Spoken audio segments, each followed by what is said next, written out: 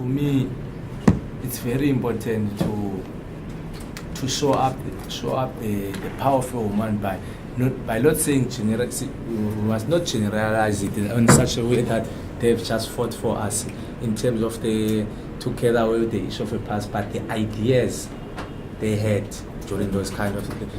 Because when in 1960 Robert Sobukwe, all those Mshavi Massacre fought against the past laws, Women has already done that thing, and they saw by that kind of leadership that was built by women, it was something that was going to fight against that. So my argument is that we should just discuss about the power of a woman, how important is the power of a woman. Let's not just look up about this issue that we are seeing now in terms of past law, but the ideas they come up. Because by my observation now, and I wrote some of the things about the woman, I give privileges that we had such a powerful woman during those days. So it's not so much of an argument, it's a comment. It's a comment, but it's free to the panel. Some want to add on top of it. It might be interesting to hear if people noticed any of those laws. Did any of those laws come into it? Did you see protest against any of those laws? Yes. All of those laws, most of the majority were there.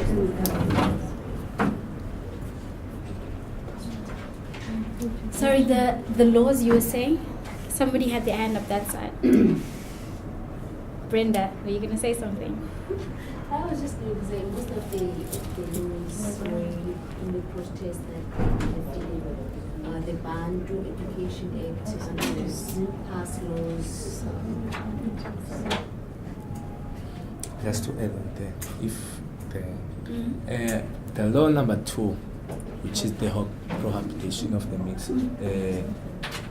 Beside this issue that the video have not been clear what was happening in terms of relationship. If I was observing clerical, but I'm subjected to corrections people, it seemed like Sophia Town was one of the areas where there were mixed people, white people, Indian people, black people were living on the same area. So I think just because that the video didn't just go track deeper about what's going on in terms of relationship-wise whatsoever, but I think that law, I don't think they followed it. I think the mixed race, they got to be in love from each other. So I'm trying to say that, but all in all, those laws, as I was observing to the video, they were there.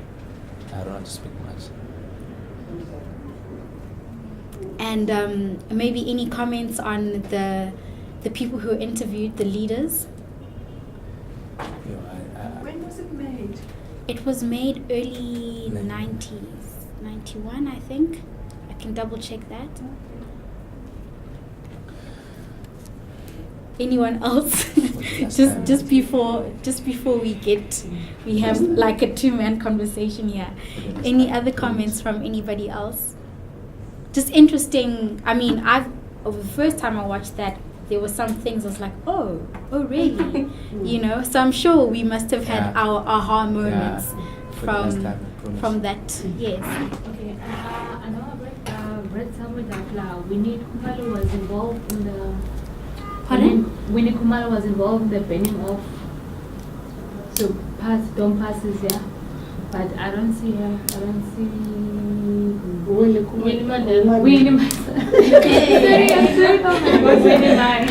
Okay, I think I left my mind in the loop. Okay, Winnie Mandela was involved, like she was leading the women, but I don't see anything. I don't hear anything saying about Winnie. My understanding is that she wasn't one of the leaders of the Women's March. Those leaders there was Lillian Ngoyi, there was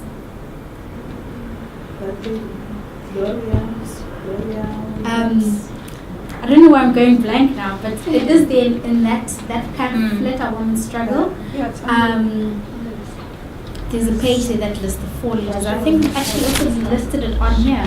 Lillian Goyi, Sophia Williams de Brain, Rahima Musa, and Helen Joseph. They were the 4 main leaders of the Women's March. So she wasn't at the. She was not a leader. Yeah, that's what I'm saying. I'm like, I'm trying to.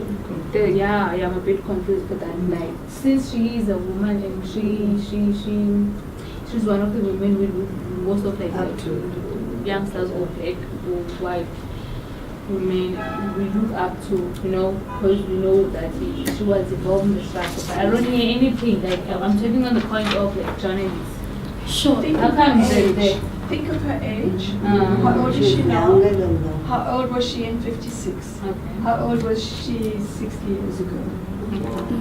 And also, this what we watched here was just limited to the 50s. As I said, this is a 5-part series. Definitely 70s, 80s, there's a lot of footage of her because that's when she was had a very active role in the struggle. And even in the 60s, well, in the Rivonia trial, there's a lot of footage about her. There's actually a really great book that we have here, where there's great pictures of the Rivonia trial, and she's there in her amazing outfits. So yeah, what Karan said, this was, if I could say, before her time. Oh, okay. Okay, sure. And the other thing that was so touchy there, that by the time the people were moved from Sapphire Town, it was not even a choice to them to whether they were asked if they want to move or not. They were just told that they are going to move to another area, which was so painful. And another thing that's very interesting on that point is that they were denied the right to appeal. It was completely forced removal, like no choice in the matter, not even time to engage. So, I mean, when we think about bringing these things in now, the importance of like a participatory democracy, where it's so important to have meaningful engagement, that kind of thing didn't exist in the past, which is why it's something that's so important and fundamental now. So yeah, that's a very important point. And it's also the same, like the people inside sea, they were not even asked if they want to go to Khayelitsha by the time they were in Crossroad. It's the same, that like that one in Sapphire Town. They were forced to go to Khayelitsha. The last time. Can I say something? Just up here and then yeah. I made some notes while I was watching. I have to comment on the fashion side. The women were dressing really good there. And also the men, they were well dressed and you can see their discipline. Also the music. Music was great other than now.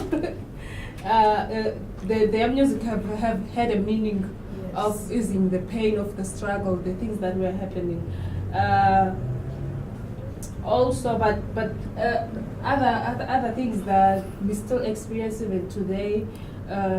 Some of the strikes that we saw there, we can relate in Marikana. You can see the police, the SAPS, the system that they're working on. They're still using the same system. Also, the township, the people that were moved, were forcibly moved. We still see that the school children were taught outside, and we still see that in Eastern Cape. They're studying under the trees. The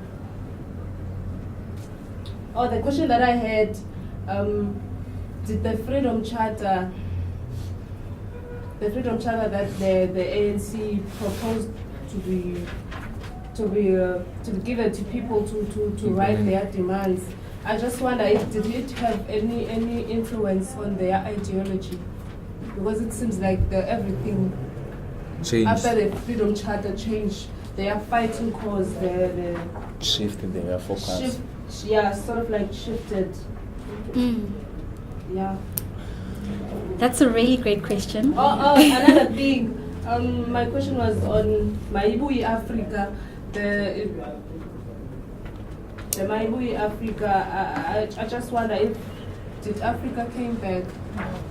Did that meaning they just lost it after the Freedom Charter? The struggle continues. Apiwe, okay. Those are great questions. I hope you're not looking to me for all the answers. But on your Freedom Charter question.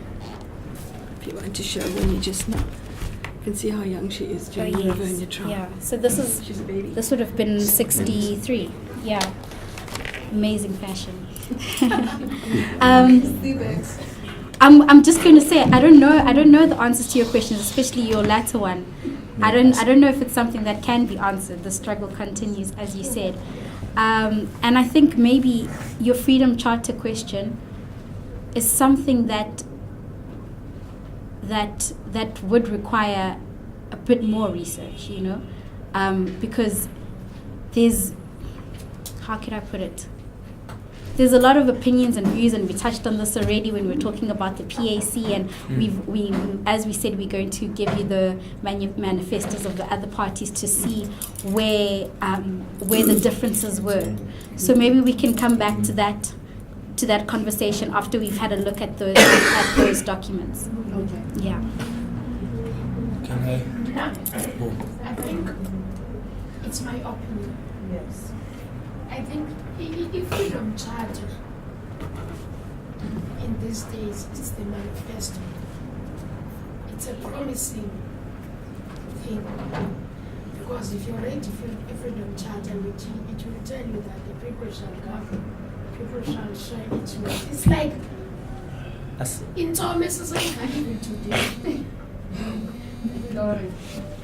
Okay, like on the manifestos in the assembly, you will find out there are a lot of promises.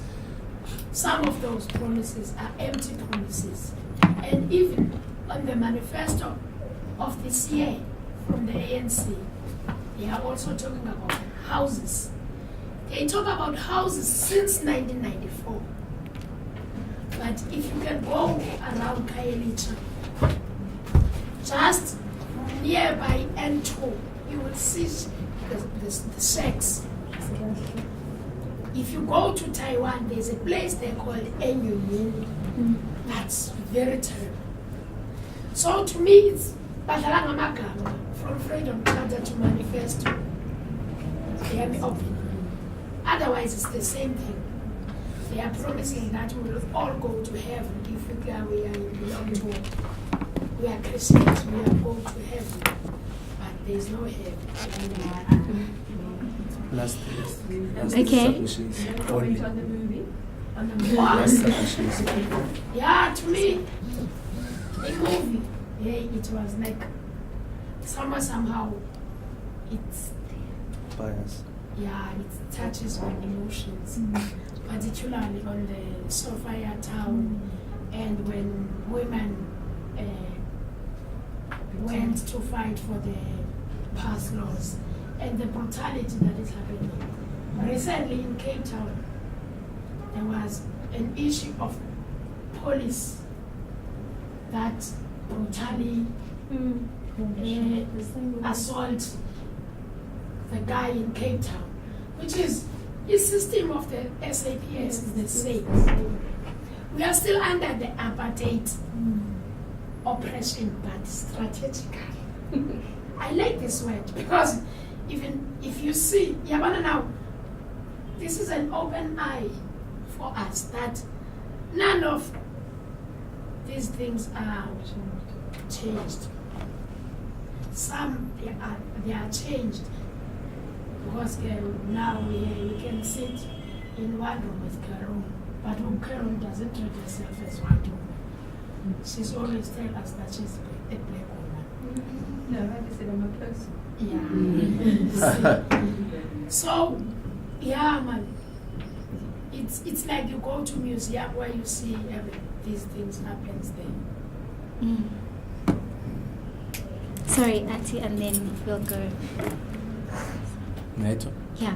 Okay. Keep it brief. Like, I'll not touch that much about Freedom Charter, but to us, sometimes we have to think wise or think outside of the box, because Freedom Charter, they say before they implement, Freedom Charter was adopted. So just elaborate more. What is the meaning of the word adopted?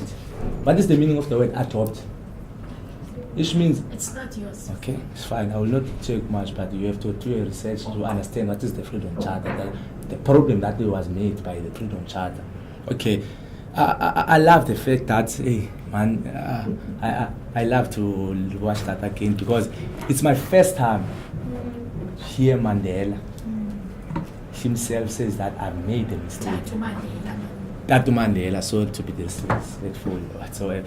He says that when I'm reading here, where is it? So he made a speech which he was not prepared, even his colleague didn't know about it, in Sophia Town, which is because of the anger, I could put it that way, or because of the situation he saw during that time, he just made a speech.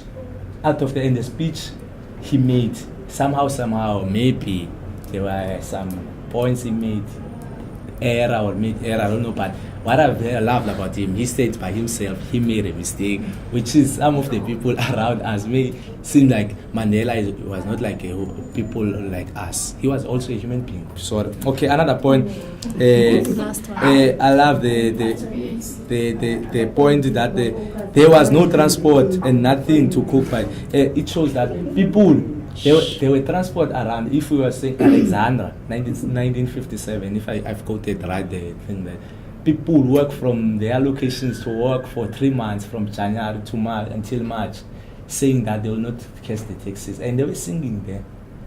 And also what You mean the boycott? they boycott, and and also they were singing, and also in other rural areas there was this Indian guy there, I don't know his name, but you are saying that people were cooking outside, they were having no transport, even some of them feel like their feet, you see, get used to that kind of a situation. So my closing remarks on this, because I have a lot of notes, but I don't want to go through them now because I will be exhausting people. But what I would love to say, if people hearing us now, we can just take a look at that, what we saw now, and bring it to us. Because there's a slogan that used in PAC, in tech by imams, used to say, if you are not infected, you are affected.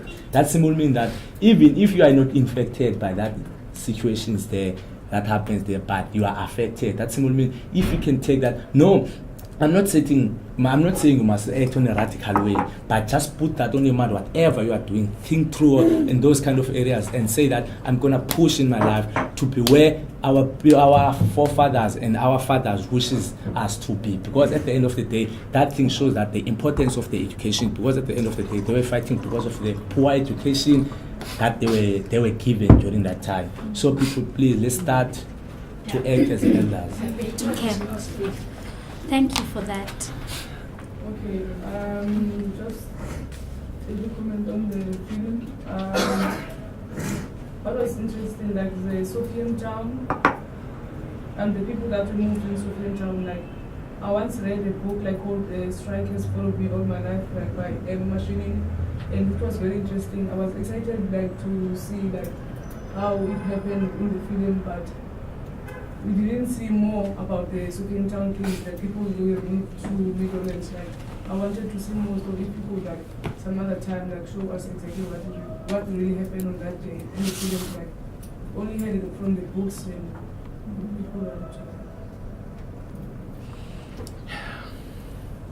Yeah, I think, sorry, just to touch on that, I think it would be very interesting reading around the laws, and not just Sophia Town, where else there were also other forced removals. I mean, even here in Cape Town you've mentioned, and also, you know, District 6 and throughout the country. So, yeah, I mean, we I don't think we can, this was just a glimpse into what was going on.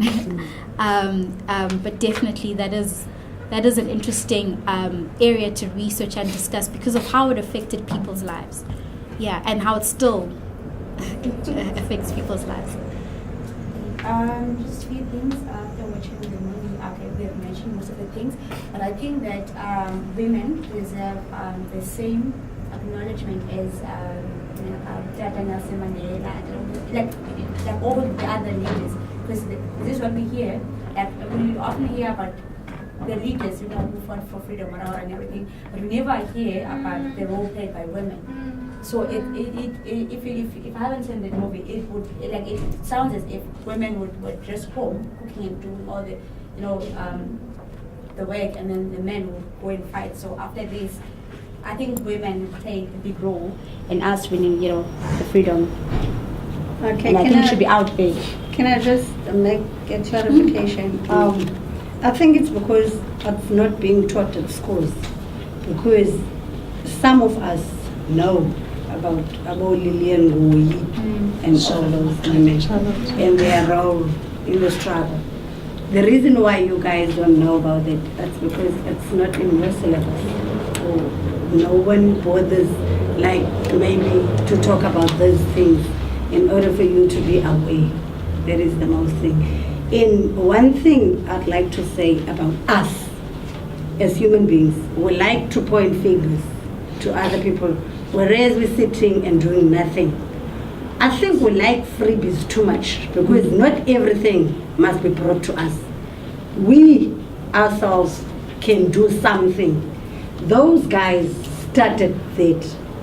What can we do to finish that up? Because if the Freedom Charter is wrong or there's something wrong in the Freedom Charter, we're here to correct that. Why must we always point fingers that Mandela was a sellout, that one did this and this one did that? What are you doing as a person? Can you say that? Jason. Exactly. Yes, kind of happy.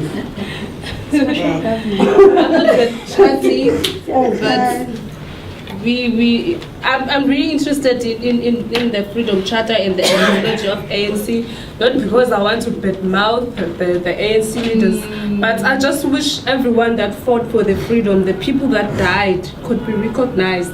The leaders like Robert Sobukwe, we can learn something from them. We can take everything from them. Even if there are leaders like Julius Malema. Some people criticize the guy, but there's something that we can take out of his leadership. So I want people to not to look at one person as if that person is an idol, as if that one person only fought for freedom. I want us, because the women were there fighting, but we don't hear anything about them. They are not celebrated. So by asking these questions or wanting to find out more, it's not like we're sitting and doing nothing, but we are opening our minds, we are learning, so that we can do something. I think Mandisa, what happened since, or let me say post 1994, we started not to get interest in terms of politics. That's what I can say.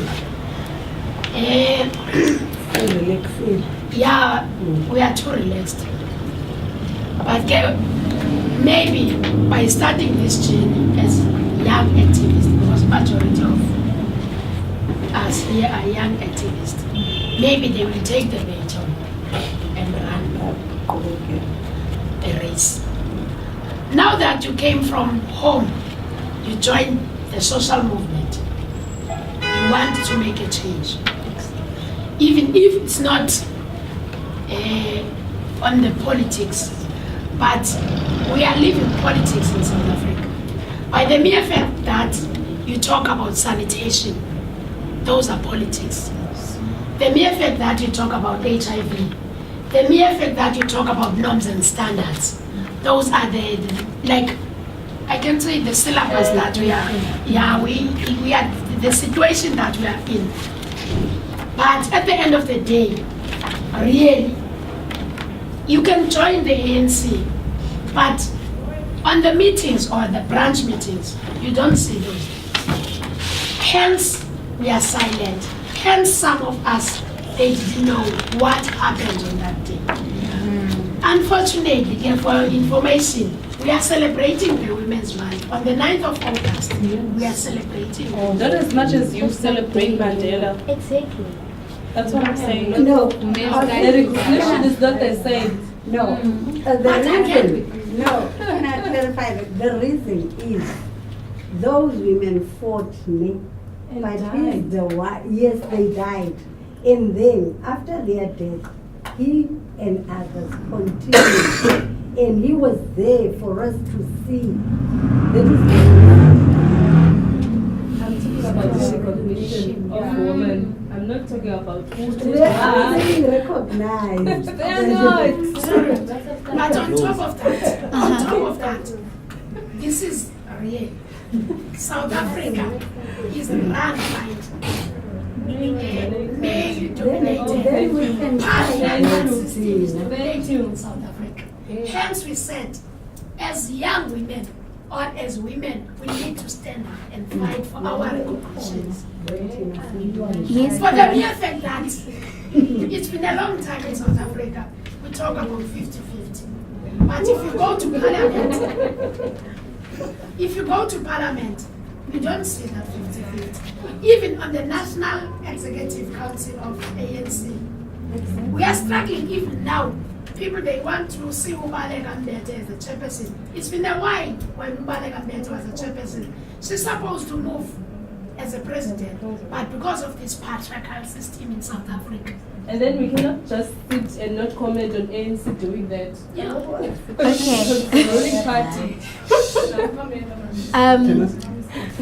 We've got just 2 comments, but before we do, Karan, is just I'm just watching the time Yeah. about your transport. And just want to say that a number of these topics you're talking about, how the patriarchal system works, what makes a real man, these are topics that we are going to be looking at in our critical English. And I wondered, Mandisa, if just before you end, you perhaps would like to look at the table of contents for these readings. okay. Because I know when you were collecting the readings and when we were working on it, we deliberately made sure there's a lot of stuff about the Sure. women's struggle in there. There is stuff about not just the Rebellion trial, not just the ANC and MK High Command, but there is something from PACs. Smokware, there's Black community programs. There are different voices in your readings, Yeah. some of which are still coming to you. Mm. But they will show in the table of contents that, where is it? It's right in the front, huh? Should be there. Because I know Yeah. you won't have a chance to conclude the debates and they need to go in about 2 minutes. Sure. So let's just take these last 2 comments and then we'll just wrap up. It's going for 4 now, so yeah. For me, like, I don't really understand like the recognition the women want because please wait. The thing is, the country had a deputy president who was a woman, Phumzile Mlambo-Ngcuka, and when Thabo Mbeki stepped out, and she was supposed to stand in as a president, but the women of the country didn't have 100%. I'm not. They didn't support. They were saying, making comments that what country are we going to be if we're going to be ruled by a woman, having a woman as a president, and all sorts of things. And if you look at the stats, mostly those comments were from the women, those very same women who are now fighting for recognition. Why?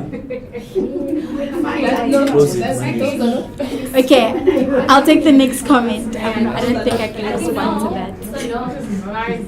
Okay. For me, I think I agree with you because why? Everywhere we go, we see like male statues, men statues. How many female statues were in the struggle?